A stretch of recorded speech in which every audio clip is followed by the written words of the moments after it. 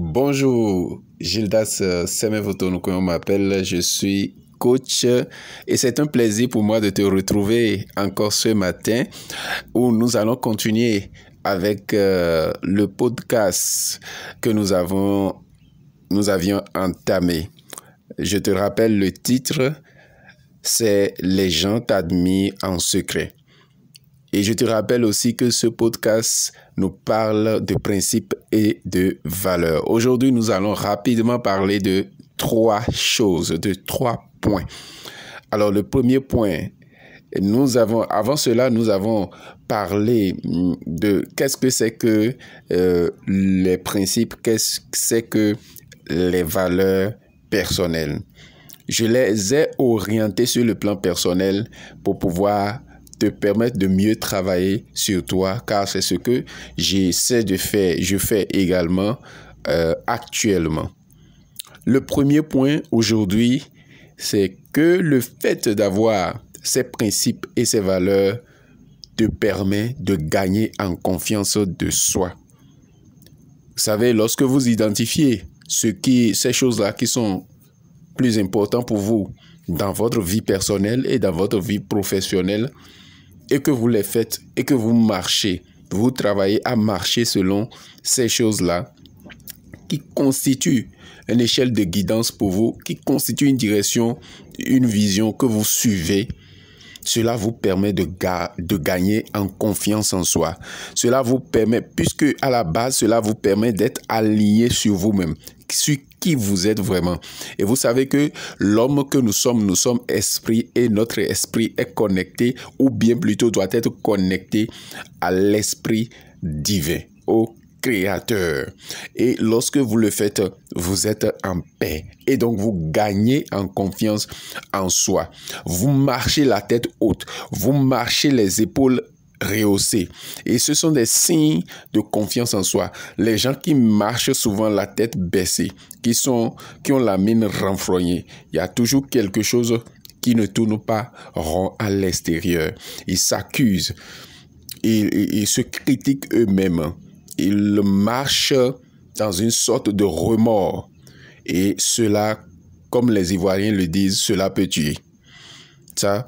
Donc, cela vous permet de gagner en confiance en soi, puisque ce que vous avez décidé, ce qui est important, vous marchez selon ça.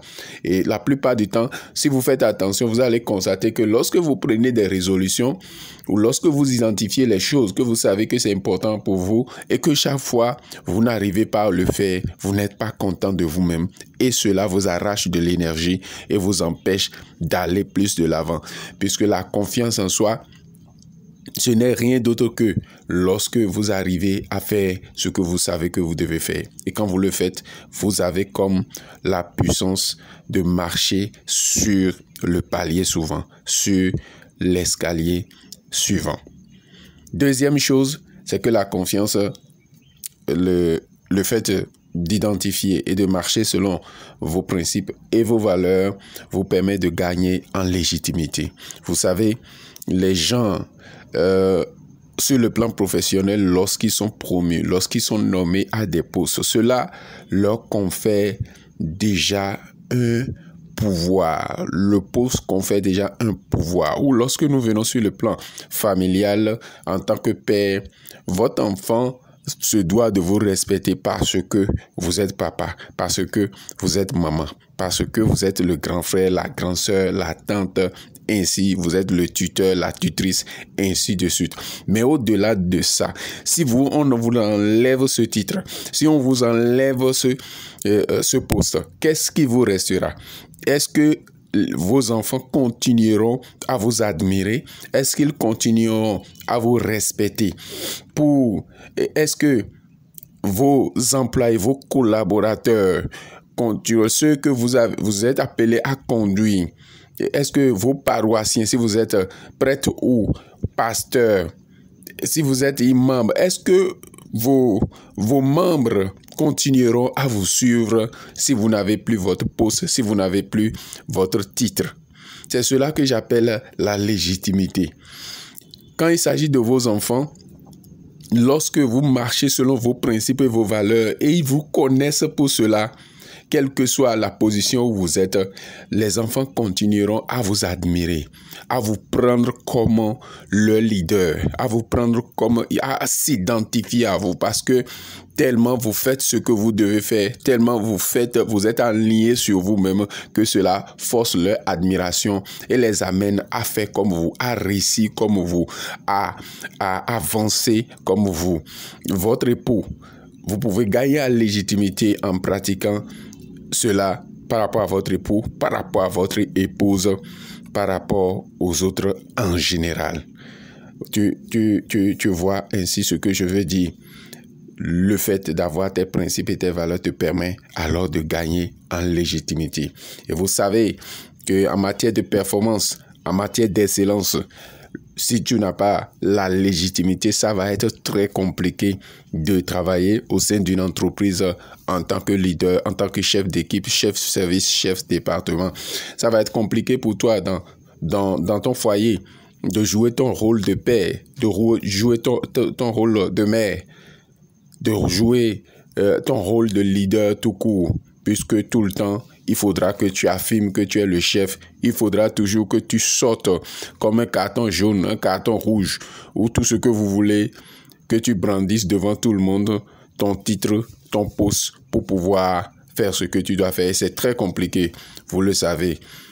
Troisième chose que nous allons voir ensemble est que quand les autres vous critiquent, quand les autres expriment une sorte de haine envers vous parce que vous avez décidé d'être égal à vous-même, vous avez décidé de vivre selon ces choses-là qui sont précieuses, importantes pour vous dans votre vie personnelle et professionnelle. Cette haine, en réalité, ces critiques ne sont pas en réalité. C'est une sorte d'admiration qui ne dit pas son nom. Parce que en réalité, la plupart des gens aimeraient accomplir la mission de leur vie. La plupart des gens aimeront faire les choses qui sont bien.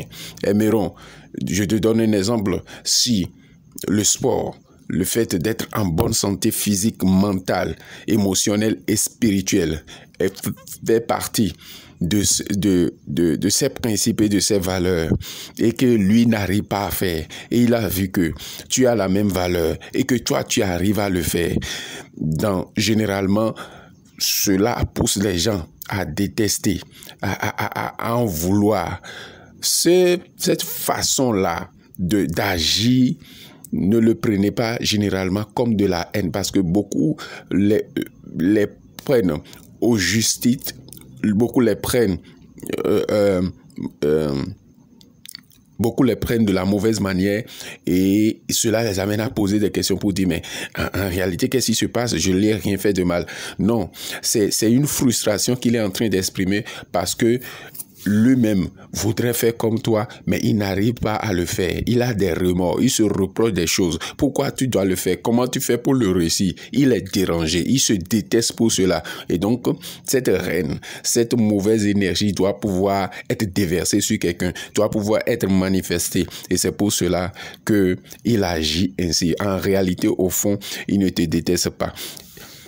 Et il y a une citation généralement que j'utilise en formation lors des grandes rencontres, qui est que lorsque vous êtes en entreprise, vous êtes en train de bien faire, vous êtes en train de travailler à atteindre des objectifs, vous respectez vos principes et vos valeurs, vous restez égal à vous-même, et que votre patron fait semblant de ne pas voir, ne vous en faites pas. Au moins vos collaborateurs voient cela. Et si vos collaborateurs ne voient pas, pensez que vos collègues voient. Et si vos collègues ne voient pas aussi, imaginez que vos clients sont en train de vous voir. Et si ce n'est pas le cas aussi, pensez que les concurrents à votre entreprise voient cela. Et un jour, lorsque vous allez continuer comme ça à travailler et à devenir expert dans votre domaine, si votre entreprise ne reconnaît pas ce que vous valez vraiment, les concurrents sont en train de vous voir et certainement ils vont vous débaucher et vous allez gagner mieux. Vous allez être payé à justice à ce que vous valez vraiment. Et si vous ne croyez toujours pas, faites le contraire de ce que vous devez faire et vous allez constater que en ce moment, tous les gens vont crier pour vous dire que ce que vous faites est mal. Généralement, quand nous faisons du bien, les gens voient mais ne disent rien. Mais lorsque nous faisons mal, c'est là nous voyons que depuis le début, depuis des mois, depuis des années, ils sont toujours là. Ils nous suivent. Ils voient ce que nous faisons. Mais ils ne nous félicitent pas. Ils ne disent rien. Mais quand nous faisons mal, ils voient. Tout le monde voit. Et les gens commencent à crier. Pour finir, en entreprise, en cabinet, généralement, je suis dans cette histoire de formation. Ça fait déjà plus de 10 ans. Et ce que j'ai constaté, c'est que nous envoyons des offres. Il y a des entreprises auxquelles j'ai envoyé des offres pendant 3 ans qui n'ont rien dit. Et c'est pendant la 3e à la 4e année que ces entreprises m'appellent, que ces gens-là m'appellent pour pouvoir demander des renseignements, pour dire qu'ils voudraient qu'on leur fasse des formations, que je leur fasse du coaching. Et cela étonne. Et on se dit, mais depuis que je vous envoie, voyez des offres, donc vous voyez bien les offres, mais pourtant vous ne dites rien. Donc, cela veut dire que il est important que tu travailles sur tes principes et tes valeurs et que tu puisses t'efforcer à vivre selon ces principes et ces valeurs. Lorsque tu finis de les identifier, tu prends la méthodologie. Je vais aussi t'enseigner à la fin de cette série de podcasts pour que de façon pratique, tu puisses arriver à tes fins. L'objectif, c'est de pouvoir y travailler chaque jour, chaque semaine et de pouvoir faire le point personnel et voir ses évolutions. C'est la fin pour ce nouveau podcast. Nous allons prochainement parler des exemples de principes et de valeurs et enfin parler de comment tu peux faire pour pouvoir les mettre vraiment en pratique. D'ici là, porte-toi bien et que la force soit avec toi. N'oublie pas de partager cette vidéo avec tes amis, avec tes proches, de t'abonner, de cliquer sur la notification, la cloche de notification pour pouvoir être averti à chaque fois qu'il y a une nouvelle vidéo, un nouveau podcast. Merci. Très belle journée.